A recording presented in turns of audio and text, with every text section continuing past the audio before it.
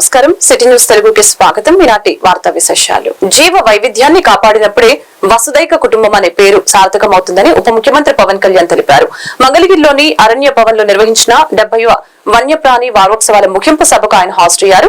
వారోత్సవాలలో భాగంగా అటవీ శాఖ ఏర్పాటు చేసిన ప్రదర్శనశాలని ప్రారంభించడం జరిగింది. కింగ్ కోబ్రాల సంరక్షణ బ్రోచర్ ని ఆయన ఆవిష్కరించారు. వన్యప్రాణి వారోత్సవాల సందర్భంగా విద్యార్థులకి నిర్వహించిన వ్యాస రచన పోటీలో విజయం సాధించిన వారికి పవన్ కళ్యాణ్ బహుమతుల్ని ప్రదానం చేశారు. పర్యావరణాన్ని పరిరక్షించేందుకు అందరూ కృషి చేయాలని పిలుపునిచ్చారు.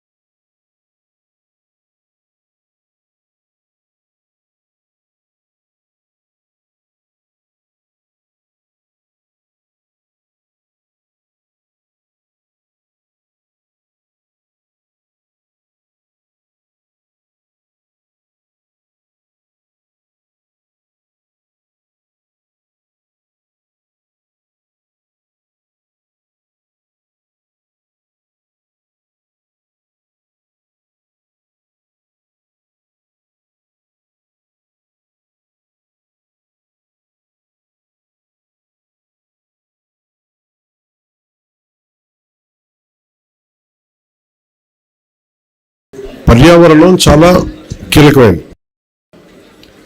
నాకు చిన్నప్పుడు ఎలా అనిపించేదంటే స్కూల్లో చెట్లు ఉండేవి కదా, సరిగ్గా ఉన్న చెట్లని పిల్లలంతా కొమ్మలుగా కానుగ చెట్లు ఉన్నాయి. కానుగ చెట్లు ఏమి తొయ్యకపోతే ఏం చేస్తారో ఇరుస్తూ ఉండేవాళ్ళు కొమ్మలు. ఎందుకు ఇరుస్తున్నా నాకు అర్థమయ్యేది. నీడనిచ్చే చెట్టుని కాపాడుకోలేకపోతే సమస్య మనకే. పర్యావరణ పరిరక్షణ ఇవన్నీ ఏంటంటే నీడ ఇచ్చే చెట్టుని ఫస్ట్ కాపాడుకుంటే దాన్ని ఆధారపడి పురుగులు చిన్న దాన్ని తినడానికి పక్షులు అలా ఎన్ని రకాలుగా పెరిగిపోతాయంటే ఒక్క చిన్నపాటి వాన చుక్క పడితే దాని చుట్టూ బోళ్ళంత కనిపించిన జీవం పెరిగిపోతుంది. మనకేంటంటే ఉబుసుపోక చిన్నప్పుడు చెప్తా ఉండాలి నాకు, రాత్రుల పూట మొక్క దగ్గరికి వెళ్ళి కొయ్యొద్దని, మొక్కలు నిద్రపోతాయని. ఒక పిడివాదం ఉంటుంది మనకి, మొక్కలు నిద్రపోతాయి, అవి గొరకు పెడతాయా, పిచ్చి ఒక ఏమంటుందని మనకి ఒక మొండివాదం వస్తుంది మనందరికీ. అది సైంటిఫిక్గా మనకి జగదీష్ చంద్రబోస్ గారు చెప్పే వరకు మొక్కలకు కూడా ప్రాణం ఉంటుంది, అవి కూడా కోస్తే బాధపడతాయి, అవి కూడా విలవిల్లాడతాయి అని జగదీష్ చంద్రబోస్ గారు చెప్పే వరకు, ల్యాబ్స్లో ప్రూవ్ చేసే వరకు అది మిగతా వాళ్ళకి ఆనందం. మన పెద్దలు చెప్పే మాట ఒకసారి దానికి సైంటిఫిక్గా వాళ్ళు చెప్పలేకపోవచ్చు, కానీ సైంటిఫిక్ బేసిసే ఉంటుంది. శాస్త్రీయంగా దాన్ని అది వెంటనే చెప్పలేకపోవచ్చు. అందుకని పెద్దలు చెప్పే కొన్ని మాటలు మనం వినాలి. చిన్నప్పుడు నాకు కూడా చాలా వితండవాదం ఉండేది. మొక్కల్ని ఇలా ముట్టుకోకు రాత్రులు పూట అంటే, ఎందుకు ముట్టుకోకూడదు? ఈ వితండవాదంతో చంద్రబాబు ఒక దుర్మార్గమైన సాంప్రదాయాన్ని తీసుకొచ్చారని మాజీ మంత్రి అంబటి రామ్, అలాగే కేసులు మాఫీ చేసుకోవటానికి నా ప్రజలు మీకు అధికారం ఇచ్చింది అని ప్రశ్నించారు. ఇదే సమయంలో ఇసుక సిండికేట్ కారణంగా టీడీపీ ఎమ్మెల్యేలకి సంపద సృష్టి జరుగుతుందని అన్నారు. ఈ మేరకు అంబటి సోమవారం మీడియాతో మాట్లాడారు. తన అధికారాన్ని ఉపయోగించుకుని చంద్రబాబు కేసుల నుంచి తప్పించుకోవాలని ప్రయత్నం చేస్తున్నారని అన్నారు. ఉమాపతి రెడ్డి ఫిర్యాదుతో 20 మంది కేసుపై పెట్టారు. చంద్రబాబు పోలీసు యంత్రాంగాన్ని దుర్వినియోగం చేస్తున్నారు. ఉమాపతి రెడ్డి దర్యాప్తునికి సహకరించడం లేదని అబద్దాలు చెబుతూ పోలీసు విచారణలోనే కేసు క్లోజ్ చేయాలనే కుట్రలకి పాల్పడుతుంది. అధికారంలో మీ మీద ఉన్న కేసులన్నీ కూడా క్లోజ్ చేయించుకుంటారా అని ప్రశ్నించారు. ఇప్పుడు విషయాలు మీడియాతో మాట్లాడిన ఉద్దేశంతో ఈ మీడియా సమావేశాన్ని ఏర్పాటు చేయడం జరిగింది. ఒకటి ప్రధానంగా మొదటి అంశం చాలా ఫేమస్ గా అంగళ్ళ కేసుగా ప్రచారమైనటువంటి కేసు. చంద్రబాబు నాయుడు గారి మీద 2023లో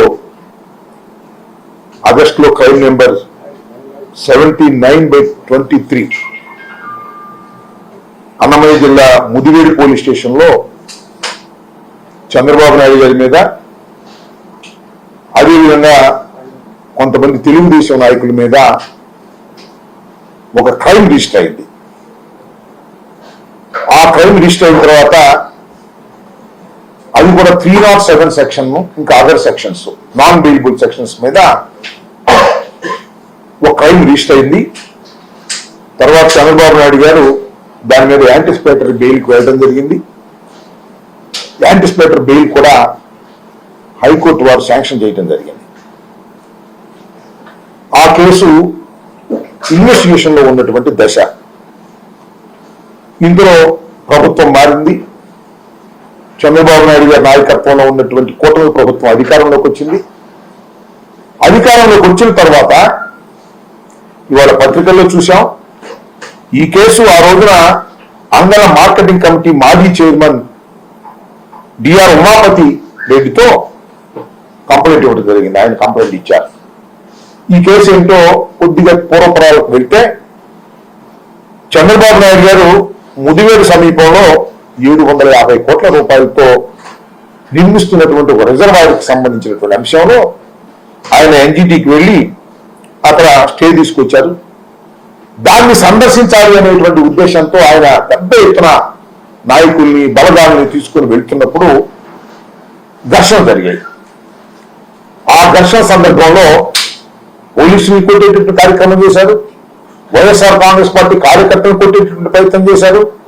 ఒక పోలీస్ అధికారికి, ఒక పోలీస్కి అధికారి లేకపోతే ఆయన కానిస్టేబుల్, ఆయన గాయం కూడా అయింది. వీటిని పురస్కరించుకొని అప్పుడు ఉమాపతి రెడ్డి గారు ఇచ్చినటువంటి కంప్లైంట్ ఆధారంగా చేసుకొని 20 మంది మీద 307 మరియు ఇతర సెక్షన్స్ తో కేసు నమోదు చేశారు.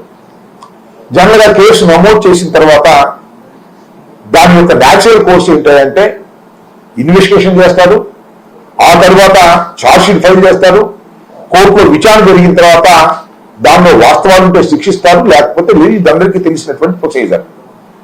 కానీ చంద్రబాబు నాయుడు గారికి అధికారం వచ్చిన తర్వాత మాచర్ల ఎక్సైజ్ పోలీస్ స్టేషన్ లో excise superintendent K Manikantha media సమావేశం నిర్వహించారు. ఈ సందర్భంగా సూపరింటెండెంట్ మాట్లాడుతూ మద్యం షాపుల దరఖాస్తుని గడువులోపు దరఖాస్తు చేసుకోవాలని సూచించడం జరిగింది. ఈ నెల 9వ తేదీతో దరఖాస్తుల గడువు ముగుస్తుందని తెలిపారు. టెండర్ దక్కించుకున్న వారికి 6 కిస్తీలలో 1 కిస్తీ కట్టిన సరుకులు అలాట్మెంట్ చేస్తామని తెలిపారు. ప్రభుత్వం మనకి 2024-26 2 సంవత్సరాలకి పురాతన మద్యం పాలసీని ప్రవేశపెట్టింది. కలిసి మనకి మాచర్ల స్టేషన్ 10 స్టేషన్లు, మన అల్లూరు డిస్ట్రిక్ట్ లో 10 స్టేషన్లు ఉన్నాయి. అందులో మన మాచర్ల స్టేషన్ కూడా ఒకటి. మాచర్ల స్టేషన్ మనకి మొత్తం 10 షాపులు నోటిఫై చేయడం జరిగింది. జిల్లాలో 129 షాపులు నోటిఫై చేయడం జరిగింది. మన మాచర్ల స్టేషన్ 10 షాపులు మండలంలో, అంటే మున్సిపాలిటీలో 2, రూరల్లో 2, మున్సిపాలిటీ వెల్దులో 3, దుర్గిలో 2, మొత్తం 10 షాపుల్ని మనకి ఇక్కడ మాచర్ల స్టేషన్ పనిలో నోటిఫై చేయడం జరిగింది. సో అప్లికేషన్స్ ప్రక్రియ కూడా మొదలైంది. ఆల్రెడీ 1వ తారీఖు నుంచి అప్లికేషన్ స్వీకరణ స్టార్ట్. ఈ రోజు మనకి 9వ తారీఖు ఆఖరి తేదీ. 9వ తారీఖు సాయంత్రం 5 గంటల వరకు అప్లికేషన్స్ అన్ని బోత్ ఆన్లైన్, ఆఫ్లైన్ పద్ధతిలో దరఖాస్తులు స్వీకరిస్తాం. ఆన్లైన్ పద్ధతిలో ఎవరికి వాళ్ళు ఇంటి దగ్గర ఉండే అప్లికేషన్స్ చేసుకోవచ్చు. అప్లికేషన్ ప్రక్రియను కూడా చాలా సులభంగా చేశారు. జస్ట్ వాళ్ళ పేరు, ఫోన్ నెంబర్ ఎంటర్ చేసి రిజిస్టర్ అవ్వచ్చు. ఒక ఐడి ప్రూఫ్, ఆధార్ కానీ, పాన్ కార్డ్ కానీ, డ్రైవింగ్ లైసెన్స్ కానీ, ఒక ఐడి వాళ్ళు ఈజీగా రిజిస్టర్ అయిన తర్వాత వాళ్ళు ఆన్లైన్లో 2 లక్షలు పే చేసుకోవచ్చు, లేదంటే చలానా డౌన్లోడ్ చేసుకోవచ్చు, లేదా డీడీ ద్వారా, ఆఫ్లైన్ పద్ధతిలో డీడీ ద్వారా కూడా పే చేయొచ్చు. సో పేమెంట్ ప్రక్రియలకి 2 లక్షల license application fee non refundable. ఆ నాన్ రీఫండబుల్ 2 లక్షల అప్లికేషన్ ఫీకి ఈ ఏ పద్ధతుల్లో, అంటే ఆ నెట్ బ్యాంకింగ్, ఇంటర్నెట్ బ్యాంకింగ్ కానీ, చలానా కానీ, చలానా అయితే SBIలో పే చేయాల్సి ఉంటుంది. లేదా సిమ్ చలానా కూడా వాళ్ళంతటి వాళ్ళు సిటిజన్ చలానా కూడా రేస్ చేసుకుని పే చేయొచ్చు. డీడీ అయితే ఎనీ నేషనల్ అయితే షెడ్యూల్డ్ బ్యాంక్స్ లో డీడీ 2 లక్షలు డీడీ కట్టి మాకు సమర్పిస్తే ఆఫ్లైన్ లో కూడా దాన్ని మేము వెరిఫై చేసి చేస్తాము. సో ఈ ప్రక్రియలో ఇప్పుడు దాకా మాచర్ల స్టేషన్ ఉన్న 10 షాపులకు కానీ 10 అప్లికేషన్లు వచ్చినాయి. మనకి ఇంకా 3 days టైం ఉంది. సో మెయిన్ ఈ లాస్ట్ లోనే ఎక్కువ రష్ ఉంటుంది కాబట్టి అందుకని చేసే విజ్ఞప్తి ఏంటంటే చివరిలో ఎక్కువ ఉండడం వల్ల మళ్ళీ సర్వర్ అవ్వచ్చు. కాబట్టి అందరినీ ముందే దరఖాస్తు చేసుకోవాలని నేను విజ్ఞప్తి చేస్తున్నాను. సో ఈ రోజు రేట్లో మనకి అప్లికేషన్స్ చాలా ఎక్కువ సంఖ్యలో రావచ్చని మేము ఎక్స్పెక్ట్ చేస్తాం. మాచర్ల పరిధిలో కూడా అలాగే ఎల్లుండి సాయంత్రం 5 వరకే సమయం ఉంది. 11వ తారీఖున కలెక్టర్ గారి సమక్షంలో టౌన్ హాల్ ప్రకాష్ నగర్ మన నర్సరావుపేటలోని టౌన్ హాల్లో మధ్యాహ్నం లోపు ఆ ప్రక్రియని పూర్తి చేయడానికి మేము అన్ని ఏర్పాట్లు చేసుకుంటున్నాం టౌన్ హాల్ ప్రక్రియలో. సో పోలీసు అండ్ ఎస్పీ గారు వస్తారు. అలాగే కలెక్టర్ గారి సమక్షంలో లాటరీ జరుగుతుంది. జరిగిన అప్లికెంట్స్కి వెంటనే ప్రొవిజనల్ లైసెన్స్ ఇవ్వడం, తర్వాత ప్రక్రియను బట్టి వాళ్ళకి స్టాక్ అలాట్ చేయడం ఇవన్నీ కూడా జరుగుతాయి. మెయిన్ మనకి 55 లక్షలు 65 లక్షలు 2 స్లాబ్స్ ఫిక్స్ చేయడం జరిగింది. మన ఉన్న పల్నాడు పాపులేషన్ సంబంధించి పాపులేషన్ బేస్ మీద స్లాబ్స్ ఫిక్స్ చేయడం జరిగింది. సో ఆ మనకి ఉన్న స్లాబ్ 65 లక్షల స్లాబ్లో 1/6 ఆఫ్ ది అమౌంట్ మనకి లైసెన్స్ విత్ ఇన్ 1 డేలో మనకి పే చేయాలి. అంటే మనకి 11వ తారీఖున సెలెక్ట్ అయిన వెంటనే ఎవరైతే సక్సెస్ఫుల్ అప్లికెంట్ ఉంటారో సెలెక్ట్ అయిన వాళ్ళు ఆ 1/6 ఆఫ్ ది అమౌంట్ని వెంటనే రెమిట్ చేయాల్సి ఉంటుంది, మనకి కట్టవలసి ఉంటుంది. రిమైనింగ్ అమౌంట్ 2 మంత్స్కి ఒకసారి మనకి షిఫ్ట్స్ కింద చేస్తాము. ఈ ప్రక్రియ పూర్తయిన వెంటనే మనకి నాటుసారా గాంజాయి అది చెప్తున్నారు కానీ చర్యలు శూన్యం అయిపోతారు, ఏం లేవు. ఇప్పుడు చూసినా కూడా అవుతుంది. ఖచ్చితంగా ఇక్కడ ఉన్న సమస్యలన్నీ నేను ఖచ్చితంగా మళ్ళీ అనాలిసిస్ చేస్తాను. ఎక్కడెక్కడ మనకి మీరు అన్నట్టు గాంజా నాటుసారా ఎక్కడెక్కడ ఉందో. ప్రభుత్వం కూడా నవోదయం 2.0ని స్టార్ట్ చేస్తుంది. యాక్చువల్ October 2 నుంచి స్టార్ట్ అవ్వాలి, బట్ ఈ అప్లికేషన్స్ ప్రక్రియలు అన్నీ ఉన్నాయని ప్రస్తుతానికి పోస్ట్పోన్ చేశారు. త్వరలోనే నవోదయం 2.0లో ఈ నవోదయం ఈ ఐడి నాటుసారా మీద ఖచ్చితంగా చర్యలు తీసుకుంటాం. అలాగే మీరు అన్నట్టు ఈ గాంజా కల్చర్ కూడా ఏదైతే పెరుగుతుందని మీరు చెప్తున్నారు దాని మీద కూడా ఖచ్చితంగా దృష్టి సారించి ఎవరైతే ఉన్నారో ఖచ్చితంగా వాళ్ళ మీద సీరియస్గా యాక్షన్ తీసుకుంటాం. అలాగే యూత్ కూడా దీని బారిన పడకుండా వాళ్ళకి అవసరమైన కౌన్సిలింగ్ కానీ డిఅడిక్షన్ సెంటర్స్ కానీ వాట్ ఎవర్ వే పాసిబుల్ మేము ఖచ్చితంగా అన్ని వైద్య ఆరోగ్య శాఖలో వివిధ హోదాల్లో పనిచేసి 34 సంవత్సరాలు దిగ్విజయంగా పూర్తి చేసుకుని 35వ సంవత్సరంలో అడుగుపెట్టిన ఆరోగ్య విస్తరణ అధికారి సికా శాంసన్ ని క్రోసర్ పిహెచ్సి సిబ్బంది శాల్వా బొకేతో ఘనంగా సత్కరించారు. మొదటిగా కేక్ కట్ చేయించారు. ఈ సందర్భంగా వైద్యాధికారులు డాక్టర్ సిరి చందన, డాక్టర్ మహమ్మద్ సాద్, డాక్టర్ ధనుష్ లు శాంసన్ కి శాల్వా బొకేలతో సత్కరించారు. అలాగే ఈ సందర్భంగా వైద్యాధికారి మాట్లాడుతూ విధి నిర్వహణ ఘనతకు మార్గమని శాంసన్ వైద్య ఆరోగ్య శాఖలో మరిన్ని ప్రమోషన్లు పొందాలని ఈ సందర్భంగా ఆకాంక్షించారు. కార్యక్రమంలో వైద్యాధికారులు ధనుష్, మహమ్మద్ షాద్, సిరి చందన, కమ్యూనిటీ హెల్త్ ఆఫీసర్ సాంసరావు, ఆరోగ్య పర్యవేక్షణ అధికారులు తదితరులు పాల్గొన్నారు.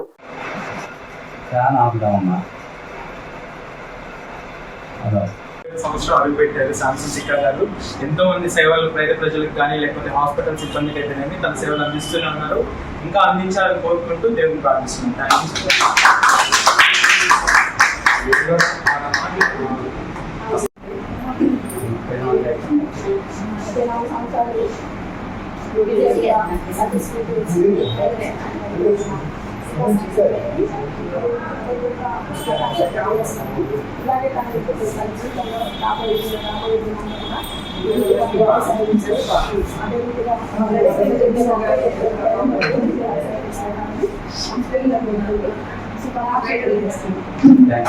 ఈ వార్తలు ఇంతతో సమాప్తం. మరొక బులెటిన్ మళ్ళీ కలుద్దాం.